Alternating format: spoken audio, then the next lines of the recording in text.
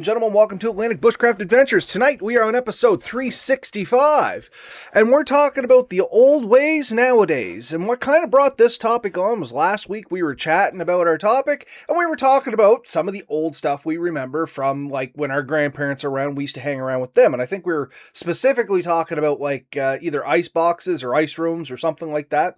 And it kind of spurred the thought, what is some of that old stuff that used to work really well that kind of got replaced with modern technology? And here's where we're going to tie it together with bushcraft. A lot of folks think that bushcrafting in general is already doing the old time ways.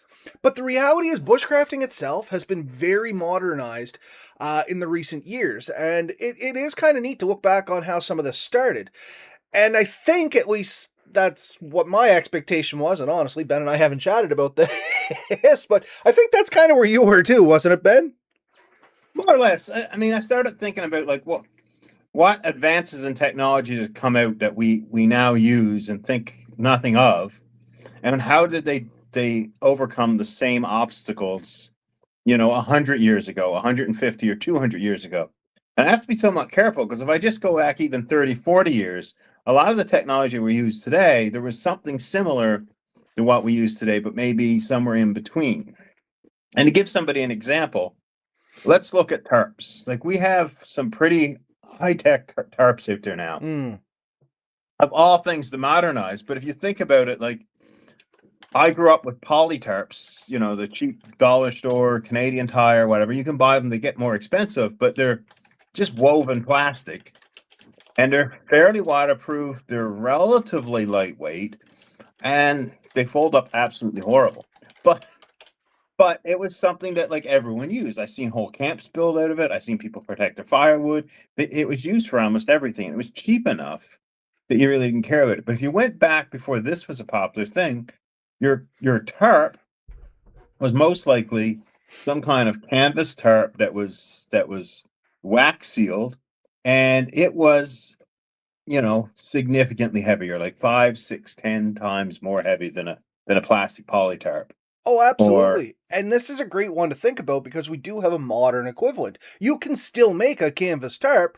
We generally do it out of like mineral spirits and boiled linseed oil. But that wasn't the way it was done before. You know what I mean? A lot of times it might have just been the linseed oil and iron oxide. Like they would literally take rust and kind of mix into it and it would seal the pores and stuff like that. But keeping in mind now something that we complain about drying for 7 or 8 days, this was a mission. You made these, you hung them, you dried them, and it might be months. You kind of kept them in cycle, you know what I mean? You were already making your next one before the one you currently had was breaking down. That way it was always kind of on the go, depending on how often you were using these. And something I think about is just like old trap lines and stuff like that. Even back when I was a kid, some of the older folks, they still went out in the woods to walk their trap lines and they'd stay out for a couple days, you know what I mean? Once again, when I was a kid, it was more modernized. They generally had, some niceties that they could take out. But I'm thinking back a little further, much as you were saying, Ben, like it was pretty common to throw a tarp either on the horse if you were lucky enough to have one, or on your back if you were the more common Joe. And that was everything to you while you were out there. You kind of had the tarp and the bedroll. yeah, I mean, but you think about it, these things were tough. Like the modern still nylon, or like it used to be. What was the name of that? Cuban fiber was one. There's a bunch of these new fibers, ultra lightweight, super thin. Tyvek. I mean, I know people make tarps out of Tyvek, things like that. These are great materials. They're lightweight, they're strong, they're waterproof, but they are a little bit less resistant to a lot of things. Like if an ember hit one of these canvas tarps, it generally went out long before it lit off anything or melted a hole. If you've got a nylon tarp or a polyester tarp and it's too close to the fire, it melts. You could literally put a fire out with some of these tarps, and you'd probably have some scorch marks on it, but overall, it would be probably still somewhat usable and easier to repair in some ways. No, 100%. And that's a good point. I do remember a few people I used to hang around with when I was younger. They were very, at the time, traditional methods, and they used to carry more modern canvas tarps. But I do remember them having like the little dark and brown spots where the fire embers or brands or chinkers, whatever you want to call them, used to fall. And like you said, they'd just sit there and they'd smolder out before they actually did any harm. They'd just make a little discoloration on the tarp. When they woke up in the morning, they'd brush that off, fold it up, and away they'd go. The other thing that went with all of this was a wool blanket versus the modern stuff we use now. Yeah. Like some of us, we still grab our wool blanket and go, but keep in mind the blankets that we're taking along, they're a modern made wool blankets a lot of the time. Before they were using like the old style wool blankets, a little thicker, a lot heavier, but once again, a lot more durable, a lot warmer. Yeah.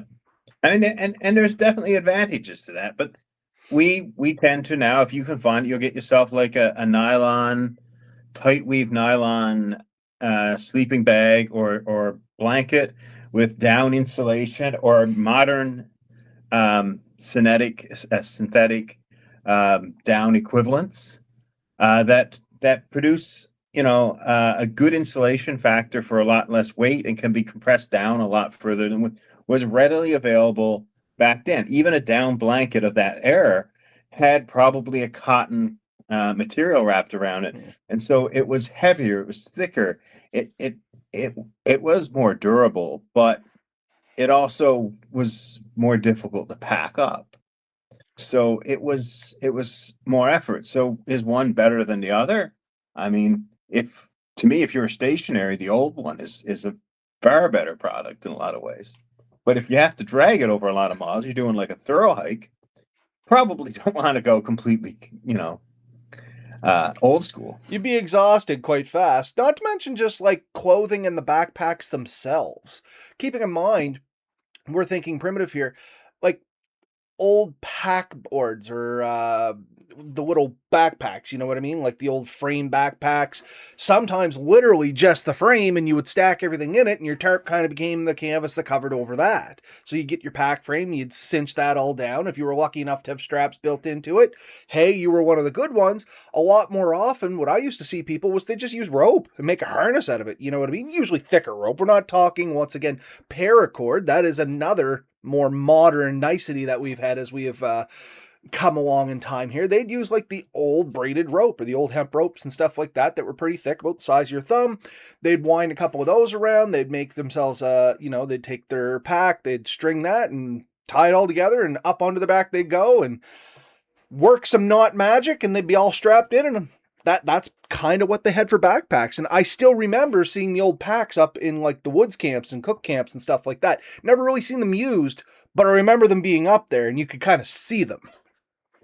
And I think a lot of them had like leather straps, which could be wider. They were fairly sturdy, but they required more maintenance than modern ones too. Like if you had leather gear, and a lot of gear at the time would have been, wood and leather, and other, like more easy to get materials for the time. But leather took processes. Like it had to be kept clean. It had to be kept relatively dry. You had to keep it oiled up or like moisturized. Otherwise, it would dry and crack. If it was sewn with other leather, that was one thing. It was sewn with cotton, that oftentimes rotted out, and you would have to repair that. Like it took some work, but it was also in some ways like you could go to a local leather person or like a cobbler or someone like that, and they could do a quick repair for you. So if you did have a strap break, it was kind of repairable. And that's the thing with a lot of the, and I don't like to say primitive because it wasn't primitive at the time. It was No. what was used, but the more traditional or older gear, maintenance was more readily available because it was a business. We are in a disposable industry right now. Even us that try to repair most of our stuff because, we spent money on this, we want it to last as long as we can. It's generally us going solo. We have to learn what we're doing, how to do it, where to acquire the materials to do it, and then try and do, said repair successfully. Versus previously, like Ben said, there would be leather workers, there'd be cobblers, there would be people that worked with these materials, knew how to make them mended properly with fixes that would last. Versus just being Yeah. like, well, guess I'm going to learn this tonight.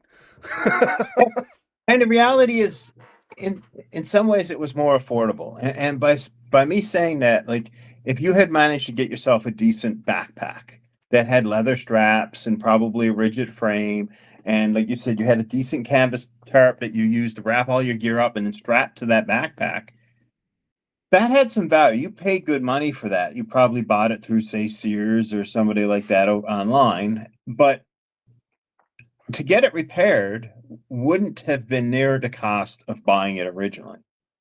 No. But right now, like if you go online, you can go on Amazon today and get a relatively okay backpack for anywhere between $35 and 300. So let's just go down the middle of the road and say $130 backpack. If you went to, a tailor or a seamstress or somebody like that with a proper um, sewing machine and some knowledge of how to fix something, and you said, "Hey, I want you to fix this," they're going to look at it and say, "Oh, I got to rip these seams here. I'm going to repair this panel, replace this panel. It's going to take this. It's going to be so much material." And you're probably looking at 20, $30 for material, and then probably $100 an hour for their time. And if you can get out of it for less than 2 hours, you're doing great, right? But even if they're charging you a less rate, at the end of it, you're going to look at it and say, "Well, it's great work, no doubt about that, but I can't justify paying somebody to repair that." Like I had a backpack I bought from a good reputable brand. It's a waterproof one. It's laser seal, but one of the straps came loose. And I called the company and I said, "Hey, like, it's not failed yet, but it's going to. And what can you do for me?" They said, "Well, we can give you $15 and see if somebody will repair it." And I'm like, Yeah. I can't Who's go going to repair anywhere. this for $15? Right? There's no one I can think of that I can go to for $15. They're going to do a repair on that, and the waterproofing will be gone because we've now punctured through the material. And so they sent me a replacement, and I feel bad for them for having to do that. But the reality is, it isn't a repairable product in today's culture and time and place. And even with a decent sewing machine of my own and some knowledge, it's difficult to sew through these thicker materials without having other issues. So yeah, it's out. Like that was the problem. I ended up with having to replace it. And this was an expensive sleep backpack. I mean, much closer to the 250 mark, if you will. I mean, that's not the ceiling. I mean, you could probably pay over $1,000 if you want like some of the big brand name Oh gosh, backpacks. yes. I mean, you can almost set a price tag and you'll find something worth every bit of the price tag you set simply because people do ridiculous stuff out there. Yeah. That's a whole other story about that. But You and I'll talk about but that that is offline. that is a huge difference in like the older materials. It was when it was made to be repaired, made to be maintained, and then some of the newer stuff, it honestly is sometimes cheaper to just fully replace it than it is to try and do the maintenance on it. And that's unfortunate. But it is the way of more and more of our stuff, even cars. Oh yeah, If we're in a disposable era. Everything is meant to be replaced, not repaired. It's terrible consumerism at its core. But the reality is, it's just the way the whole system is geared to work. Like you said, the it's cheaper to get new than to even find the parts to replace sometimes. Yeah, The, that the same thing I think. Huh? No, I was gonna Eh? say, do you remember Lexmark printers? That was the common one. You could buy a Lexmark printer with ink for around $59.99. Once it ran out of ink, you had to buy the replacement ink for like $75. It was worth throwing the printer out and buying a new one because it was But what they cheaper than used to buying tell you is ink. they sold it with a smaller cartridge, like they weren't full. And they used to say when you buy the replacement, it'll last about twice as long. Now I never found that. Like I No, found it. because they always dried out before you used them.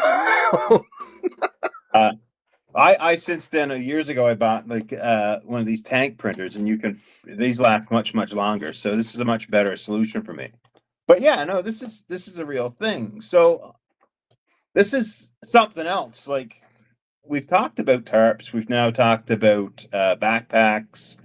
Um,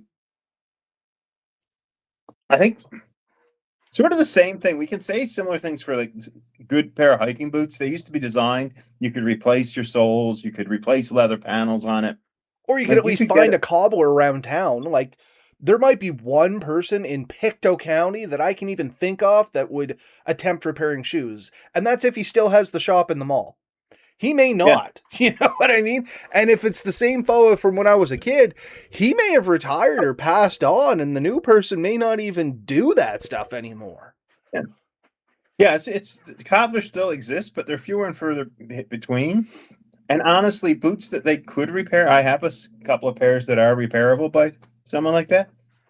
They're harder to get. They're less common. They are expensive, and they're expensive for a reason. They were meant to be maintained. They were meant to be replaced or rebuilt. You know, you could replace components on it. A lot of shoes now they're glued together in such a way they can't come apart. They're not made of materials that are easily sewed, stripped down and rebuilt. And the reality is, it wouldn't be worth it. You know. Well, here's a good comment from Red Bear. He says he likes finding stuff that's designed to be fixed and maintained. Prime example. The Optimus stove he has is maintainable. You can buy an entire kit to replace all the O-rings and seals and jets and everything, and then it's back to basically working brand new. What modern equivalent or mass-produced modern equivalent still does that? Even the top-of-the-line stoves, they don't really want you tinkering with them because it's more beneficial. Oh, sorry, go So ahead. the Optimus is a good one. The MSR, Whisperlight, or whatever, though, that line of stoves, you can buy complete repair kits for it. Even the newer Coleman stoves, you can buy kits for them, especially the liquid fuel ones. Yep, I got one of those. Uh, So you can still buy the pumps and stuff replacements in there. But I mean, like the mass-produced ones, not the ones. Let me better think about this. Not the one. And I hate to say it, this one. Ones like we would look for, the ones that the common camper would look for. You know what I mean? They're yeah. basically made disposable. They're made to be quick, cheap, used a few times, thrown away, and you replace it because, frankly, sitting in storage for the 2 years you didn't use it to go camping was probably enough to clog everything up in it. Yeah, so if you take a look at like the BSR 3000T, I think it is the super lightweight titanium. Yep. Super small. There's very little, but you can pick them up for 15-20 bucks. You aren't going to repair that. If you lose this O-ring on it and it stops sealing, you're probably not going to go bother finding a replacement O-ring. At that point, I'll get a new one. It's Yeah. not a big deal. And that's the thing. Right? Some stuff isn't as much as the investment as it used to be. Everything that you used to buy, and yeah, Red Bear, there is still some exceptions today. Some things still are meant to last. It was an investment. It wasn't just a purchase. You know what I mean? It just Yeah. wasn't something you were buying because you needed it. It was something you planned on purchasing. You planned on purchasing a good backpack. You planned on purchasing a good tarp to replace the one you currently had or make one that to replace the one you currently had. You planned on purchasing a good set of snowshoes. You planned on purchasing all this stuff. It wasn't, oh, spur of the moment. Hey, these are on sale. I'm going to grab it. One, things didn't go on sale like that, like they do nowadays, which makes you wonder how they can sell it for that price if it's normally the same price, but that's a different topic. But yeah, things used to be a lot more planned and you invested into your gear at that point. So you did learn a little bit about it. You invested into maintaining it because you weren't looking to purchase it over and over and over again. You were making that investment that some folks they had for a lifetime and potentially even passed down or on to a family member. Well, I mean, this is where you get into heritage gear, and people still talk about this. Like there are still, say, axes and knives and saws you can buy. That yeah, there's replaceable parts on it, but the expectation is you're going to buy this and have it for life. Like, um, I might be pushing it and say like the Agua Cannon is a heritage type item, but maybe not. Like the blades are very replaceable. Everything else on is very good. It's well built. I have a few axes that I've bought. I mean, the heads are basically, you could spend a lifetime if you don't abuse it before you destroy it. And yeah, the axe handle can be replaced, and then you compare it to the Fisker.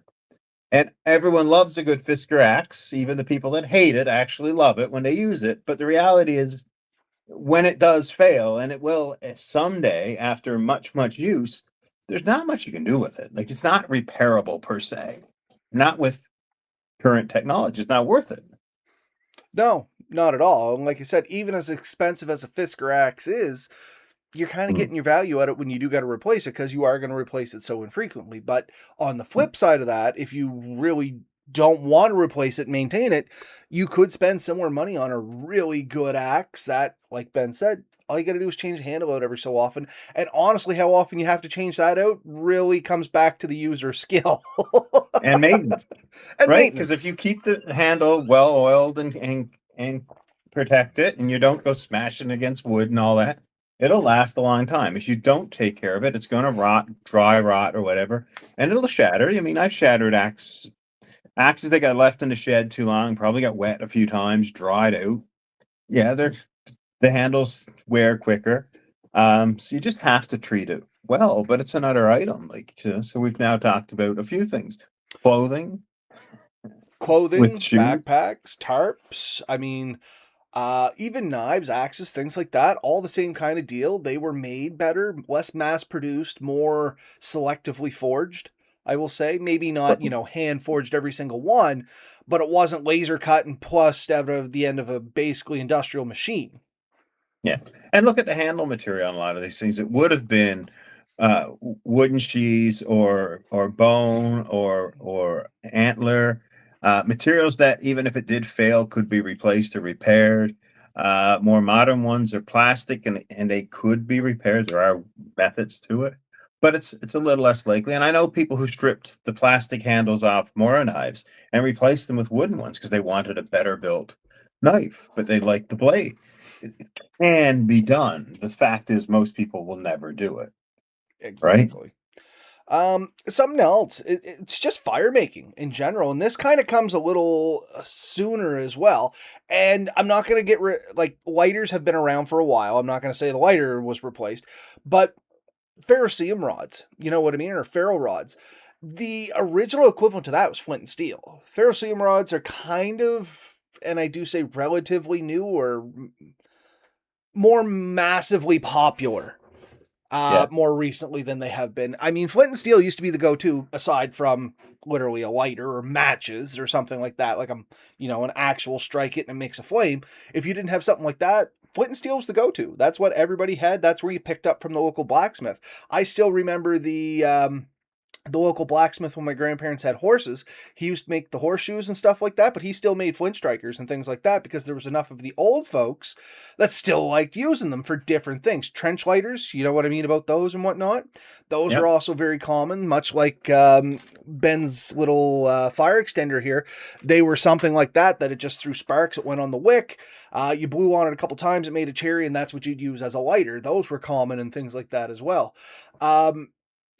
And people love them. I still prefer a good piece of flint and steel as my favorite fire making method.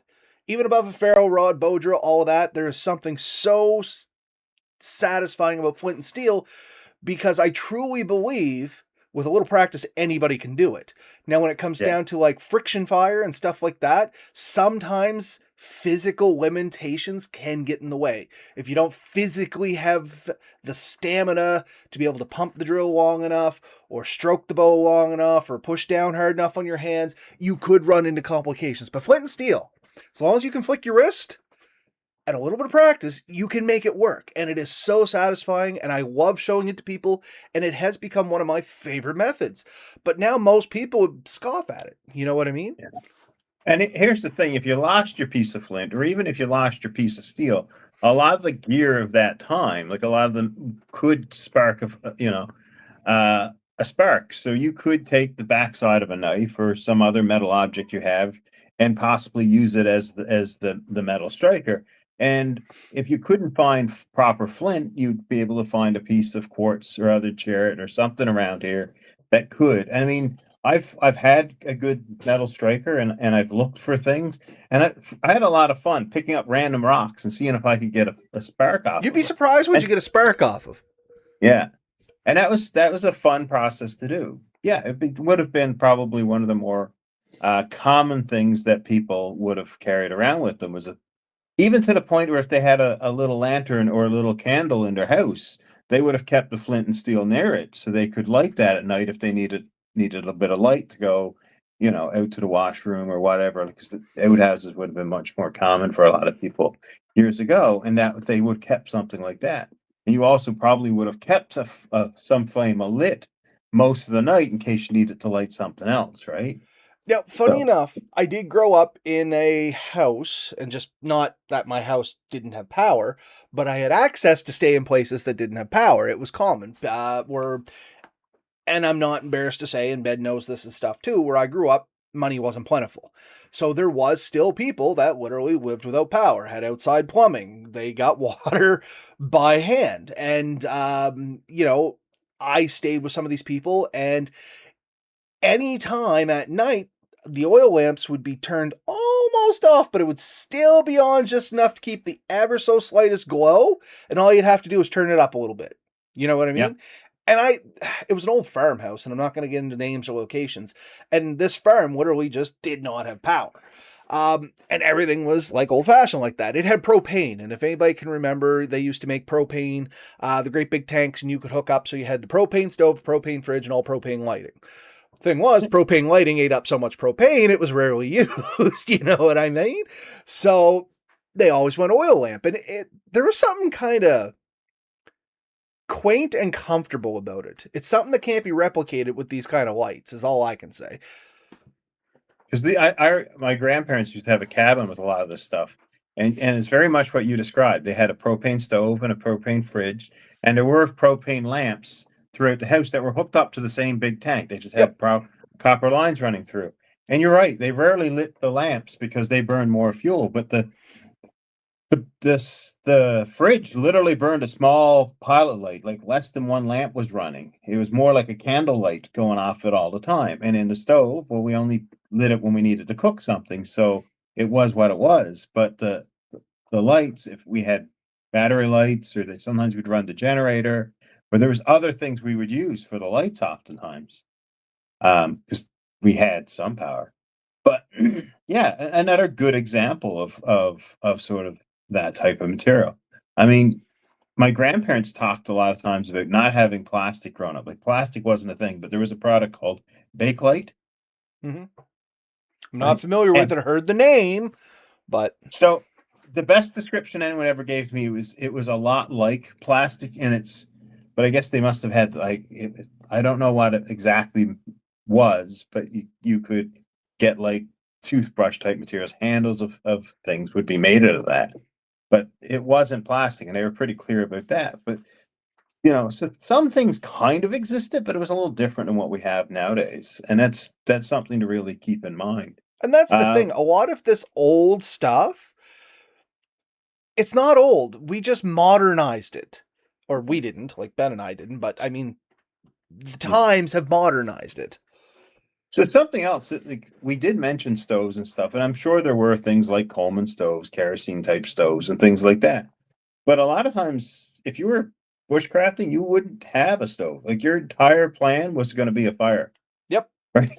And Like if most you times it had was to stayed cook going the something, entire time you were set up camp, because camping wasn't, and maybe it was, but in my experience, camping wasn't the outing that we make it now. You didn't go out to just go camping. You know what I mean? Generally, you were going out to camp because you were doing something in the woods. You were either yeah, hunting, or you were logging, or you were doing something, and you were staying away from home for a few nights. That yeah, was camping. yeah. So yeah, I mean, you may have done like an extra night for fun. Like you may have went to somewhere where there's a good swimming spot or whatever, and you say, "We'll spend a night because it's easier than trying to get back in the same day or whatever." It's like I'm sure that happened.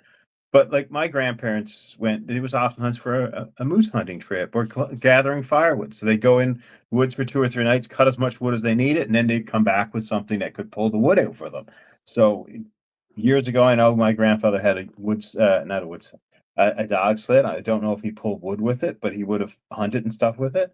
Snowmobiles, like early snowmobiles, were used, but whatever you method you had to take, you would pull your wood and stuff out with that. Like those are things. Same thing of pulling your moose meat or whatever you got, like an animal you killed that year.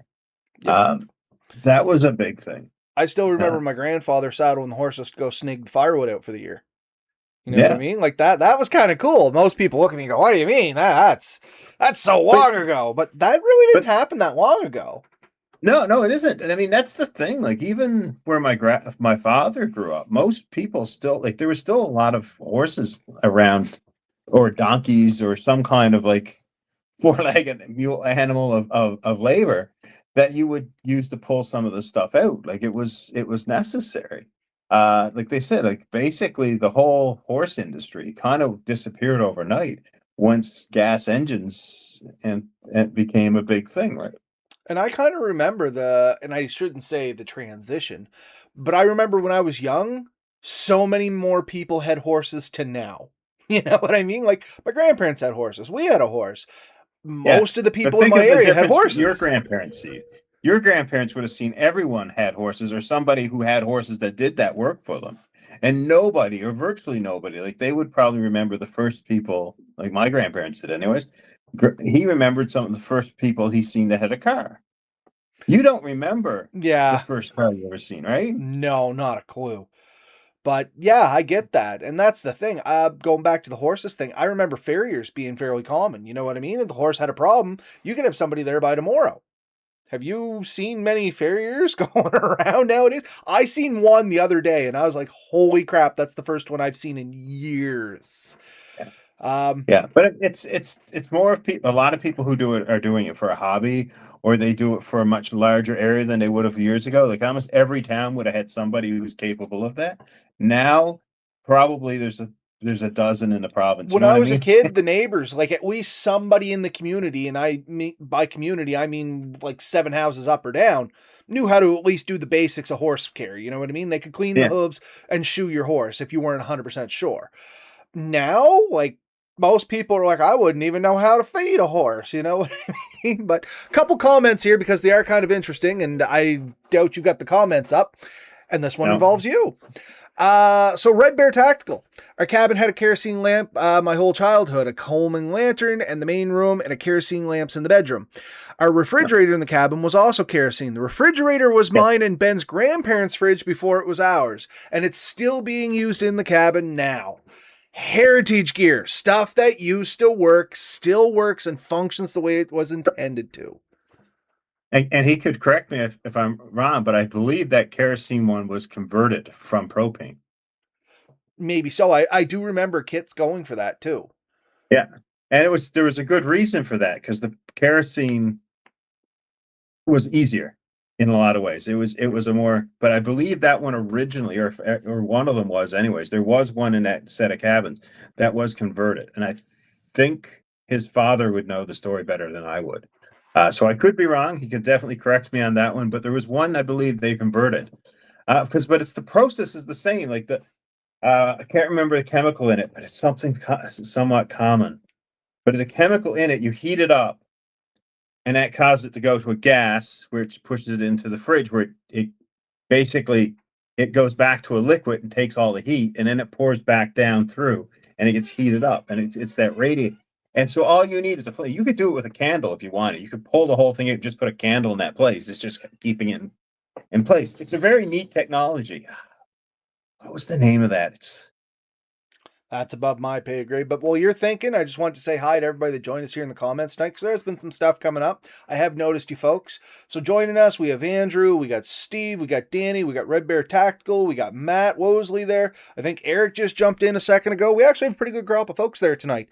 So what about you folks? Just because I know we're over our 30 minutes now, and we'll wrap this up here in a second. Do any of you folks remember something that sticks out in your head where you're like, oh yeah, I remember my grandparents doing this out in the camp or out in the bush a lot? And now it's kind of gone away. Like for me, it's like transporting water. Nowadays we have canteens and hydro packs and stuff like that. My grandparents used to put tea in a mason jar and wrap it in newspaper and then put a blanket, or not a blanket, a tea towel over it. And that was the thermos, and that kept tea hot all day. Like you got a cup of tea. Meal times were a little different.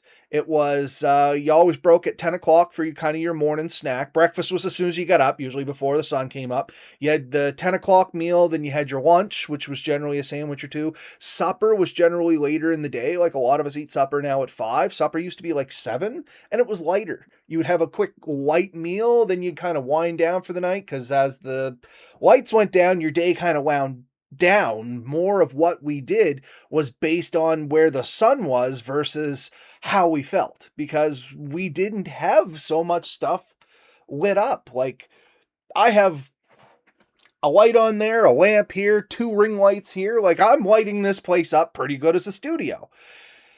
30, It 40 was years ammonia. ago? What's that? Ammonia. That's the Oh, coolant ammonia. used in those. Ammonia. Okay. It's Yeah, I very suppose that simple, would work. Sealed system. You just have to be careful of leaks. but it's a very simple technology. It's really cool. Yeah, I mean, you get to modern ones, it's R290, but the old ones were ammonia.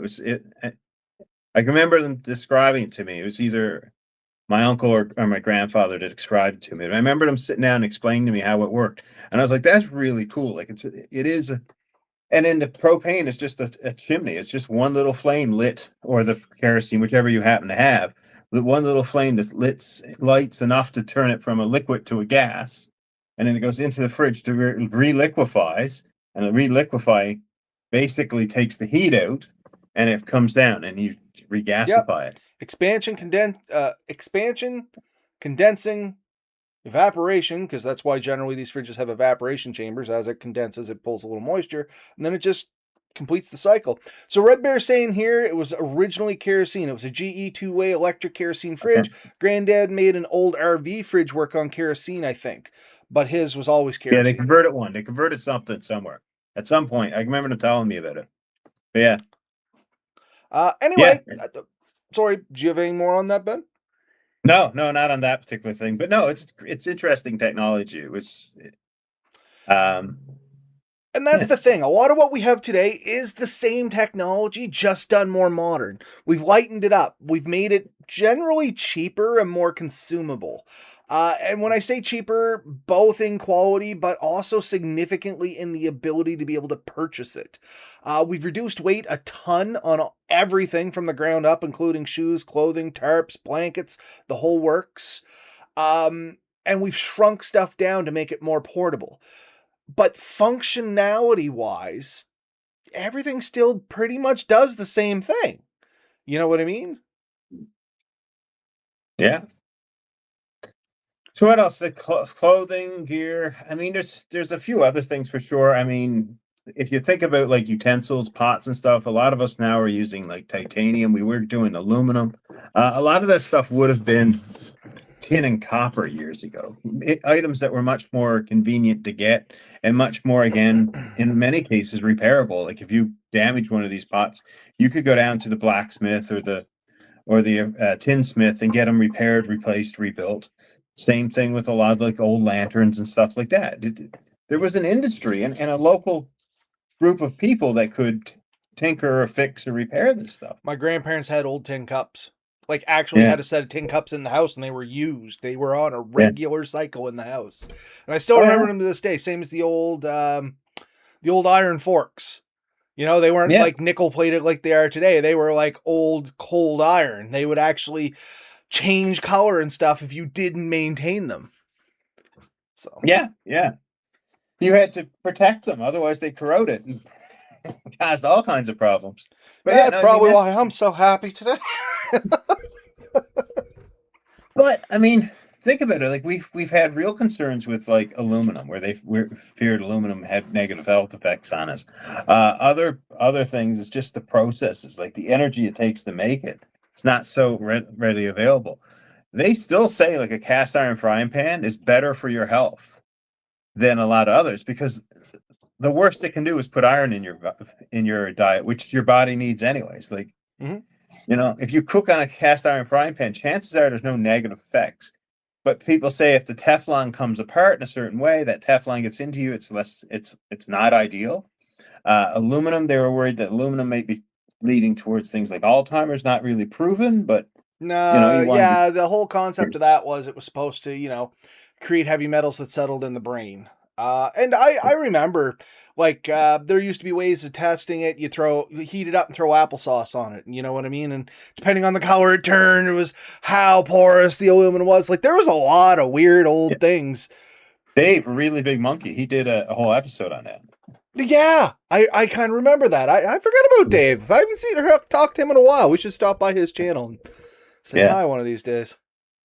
But yeah, no, I mean, it's another example of things. So those are some of the really big things. Like, I think also like the skills, a lot of the skills needed for that time, like you would have had like tools, like more hand tools to be able to like make a board.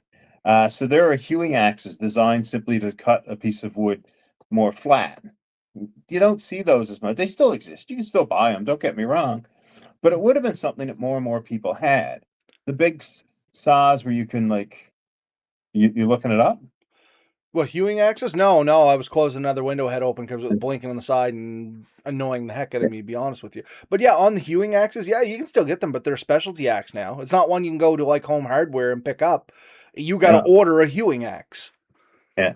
But all these tools, like it meant that if you were going into, not even into the woods to do anything, if you had to build a barn or you had to build, you didn't necessarily go out and buy all this stuff. Like we had a friend, her and her husband have like an antique store, and they were talking about the building they were in and how it was originally ordered from Sears, and you could buy like a house or a barn or whatever from Sears.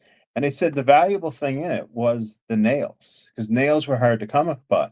Lumber was easy. Nobody worried about lumber. So if you were going to move, you had to relocate or whatever. It was actually easier to just burn the place, go over, pick up all the nails, and then just rebuild. Like you wouldn't try to salvage the wood so much because you had tons of wood. Wood was easy. It was the The nails nails. and hardware you needed to redo it. So that was a story they told us, that like I some could people see would that. literally burn the old building, take the nails and go to the new, because that was the most valuable part of the building itself in some cases, right? Yeah, it's just kind The of weird how stuff changes over time. Now, you imagine burning a building to save the nails? People will call you crazy. Wood Yeah, alone, I the mean, cost of it. most people won't try to reuse a nail or screw. In fact, a lot of the more modern nails and screws aren't even reusable per se, Nah, they're a right? weak Like I material and they degrade fast. Yeah, I tried taking a deck apart the other day, and almost every screw, the head failed, and almost every nail, like it was rusted, and it wasn't very good. It was a different technology in that time, and I think it was more known that and you'd get things repaired. Like again, you wouldn't throw away a piece of steel years ago because there's somebody would have done something with that. You know what I mean? That was a that could be reformed into a tool or a, a useful piece of kit, right? Yeah, you're not going to forge much out of a nail nowadays because most of them are in iron. They're usually, some alloy that's blended together that's cheap and fast to produce. Which, like I said, that's kind of how we modernized a lot of this stuff. We reduced the quality on it to bring the cost of it down to make it more readily consumable so more people can have access to it. But the trade-off is it doesn't last as long.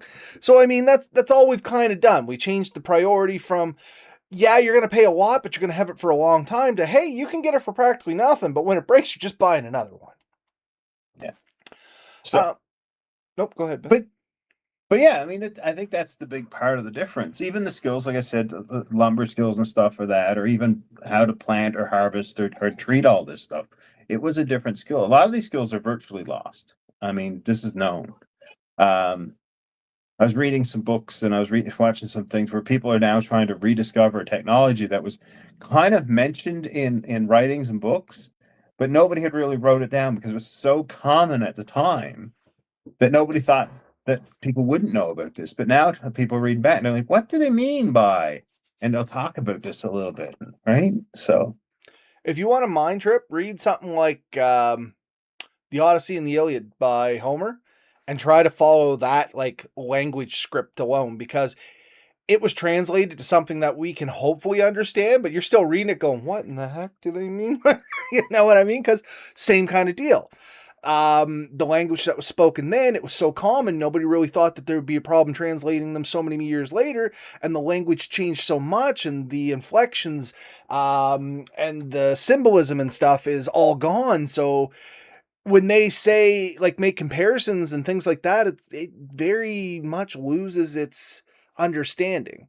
You know what I mean? And that's kind of what happened with a lot of this stuff. It's everybody knew it, everybody should know it. That entire generation of people are now gone, and nobody really picked it up. I mean, an odd thing, but an easy enough thing to talk about. A lot of people years ago knew how to make saltpeter. Mm, Today, the average person doesn't know what saltpeter is, let alone how to make it. very true point. Right? I think you do. Yeah, I was about to say, I can even tell you how some ways where it was used inappropriately. I know you get, but it's just that, it's a chemical that was used fairly frequently for a lot of stuff years ago, but it's not so much used anymore. And if we needed something similar to that, we would just go to the hardware store and buy like chemicals for this stuff, right? Um, so it's just a difference. Like it is different because we have access to better, faster, easier, much better access. We can get stuff now that before, if you needed it, like you needed a replacement, you were waiting 4 or 5 weeks, months. Like if you had to order a part for a stove years ago, you mailed somebody and told them I need this, and then they looked for it and they'd put it in a thing and they'd mail it back to you. And if you got it in a month, you're great. So if you had like a GE fridge years ago, when before most of us on this channel are alive, it wasn't, you didn't call somebody and order it. You went to like you had to go to the hardware store, tell him what he wanted. He sent that order out to somebody. They, you know, My if it wood was in the stove needs parts if it was in ordered. the if it was in the local warehouse, you were great luck. If it wasn't, you were waiting months. Like you just had to figure it out, right? And funny enough, like I said, my wood stove actually needs parts ordered because of the age of the wood stove. It's a great wood stove. It's still inspected, all that good stuff. So, nobody needs to worry about that. But I needed something as simple as the specialized fire brick that goes on the top of it. Not a Yeah. common part. It needs to be ordered directly from the company. I'm looking at, if I have it by next winter, I'll be lucky. Yeah. And that's even modern. Like you can email the company, they can respond right away. They tell you if they have one or if they're planning on making anytime soon. But years ago, that wasn't a thing. Like you didn't know when you ordered something if and when it ever would come. Yeah. When that mail went, and most people don't remember actual true mail, that letter was gone. It was at the beckoning whims of the person that picked it up, and then the postal service, and the person that transported it, and then the person that took it from wherever it got transported to the other person. And stuff got lost constantly in between, both coming and going. Yeah. So I mean, it's just the difference. So I mean, that's the differences. I mean, it's not, a lot of stuff today. It's much, oftentimes what you're going to find with our gear, it's lighter, it's more readily available. I won't say cheaper because some stuff we still pay a ridiculous amount for, but I think it had a different value compared to the people. Like when they bought it, it wasn't the luxury item it is to us today. Like a decent axe is not needed by the average person. You know what I True. mean?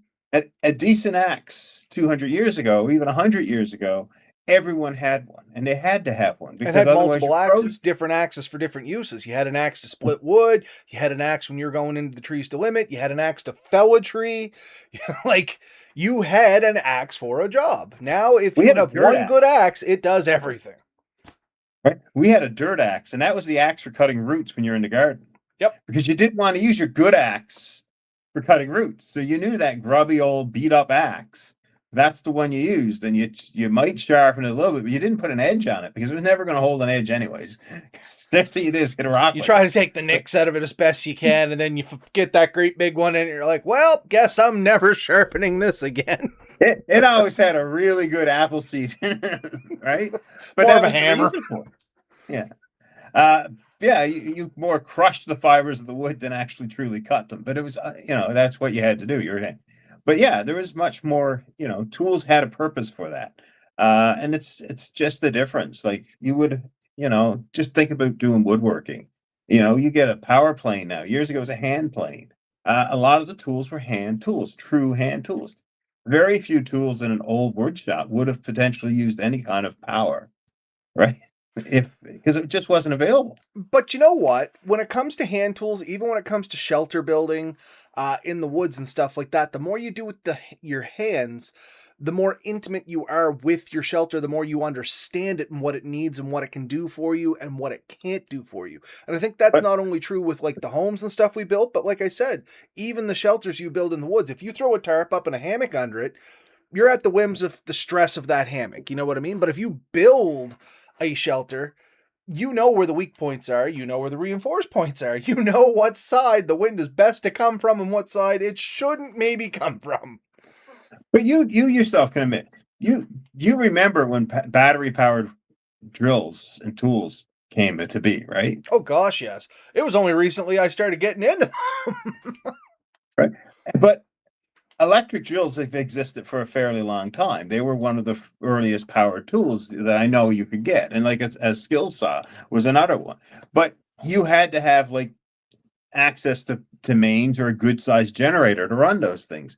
Nowadays, you can pick up your DeWalt, your Canadian Tire, or your Ryobi or whatever battery set, and all these tools and more tools that people would have dreamed of having years ago, and just walk into the woods. It all fit in a pack, and you can run for probably 1 or 2 days on what you can take in battery charge. And if you have a solar panel or some means, you can recharge those pretty easily. So the need to have these hand tools that you had to hand crank has gone down, and you can't deny that a good 20 volt, 24 volt drill could drill way more holes in a couple hours than you can do all day. Oh, absolutely. Right. Especially if you're using the old hand crank drill, where you're kind of like, because after 4 or 5 holes, you had to take a break. Get a nap.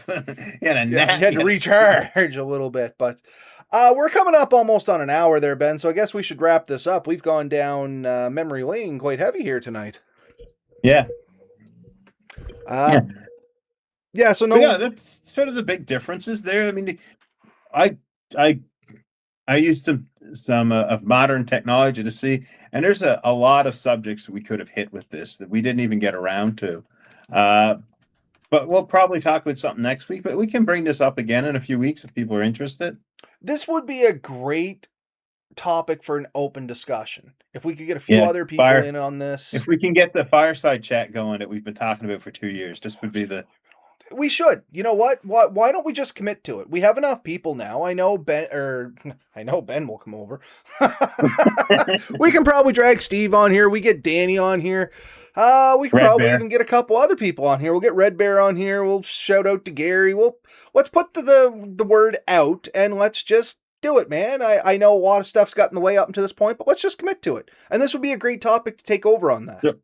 What medium would you want to use? Because we know if we put more than 2 people on Google Meets, they're going to charge us to do it. I think I pay for Teams. I pay for Teams, so I have Teams. So between us, each of us have a paid Teams account, which means we should be able to do pretty indefinitely on that. Yep. So maybe that's what we'll do. We'll set up a Teams meet. This Saturday wouldn't work for me. I think Saturday I have a... Well, let's plan it offline. Let's do our closeout here and let's have a quick chat on it. Instead of having everybody listen to this, we'll just report back with when we figure it out. So I think that's where we're going to end it here tonight. Apparently, we are going to hit the digital campfire pretty hard here, so I'll set up the channel for that. Like I said, let's just do it. You know what I mean? Screw it. Let's just pull the trigger and see what sticks to the wall kind of deal. We know it's not going to stay where we start. That's for one thing. Absolutely not. But as for tonight, I think that's where we'll end it. Trevor, hey, welcome to the show there, man. Just in time for us to sign off. Yeah, it was actually a pretty good chat here tonight, man. We talked a lot about memory lane and some old stuff, so it's definitely worth a listen. But we'll check you all out next week. Hopefully we'll have another exciting episode for you, and we'll be chatting then. Night, everybody. Night up.